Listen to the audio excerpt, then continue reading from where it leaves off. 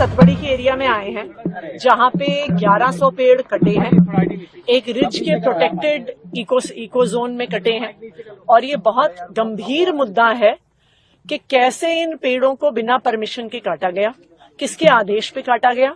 और अब जो और भी ज्यादा चिंता का मुद्दा सामने आ रहा है कि ऐसा लग रहा है कि अफसरों द्वारा तथ्यों को छुपाया जा रहा है। ये टिप्पणी सुप्रीम कोर्ट ने भी करी, सुप्रीम कोर्ट ने भी पूछा अफसरों से कि आप किसको छुपा रहे हो। दूसरा, हमने भी अब फैक्ट फाइंडिंग कमेटी में देखा है कि लगातार अफसर बहाने बना रहे हैं, कागज नहीं दे रहे हैं, मीटिंग्स में नहीं आ रहे हैं। तो ये बिल्कुल साफ है कि ऊपर से अफसरों को आदेश मिल रहा है, अफसरों को ये डायरेक्शन है कि किसी को प्रोटेक्ट किया जाए।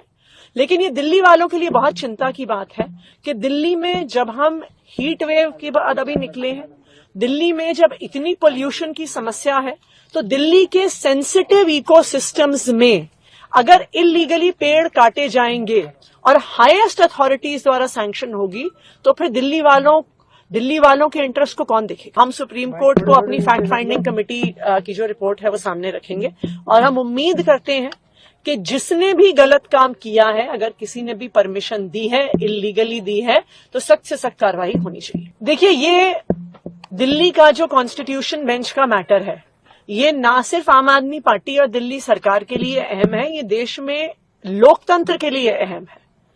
हमारा देश एक लोकतंत्र है। संविधान ने हमारे देश में जनता को ताकत दी है सरकार चुनने के लिए।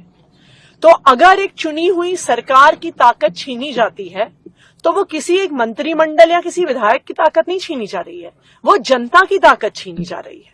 और इसलिए बहुत जरूरी है कि अगर हमें इस देश में लोकतंत्र की रक्षा करनी है, जनता के जनादेश की रक्षा करनी है, तो दिल्ली के सर्विसेज कानून पर GNCTD अमेंडमेंट एक्ट के कॉन्स्टिट्यूशनैलिटी पे हेयरिंग होनी जरूरी है। सर जी, सवाल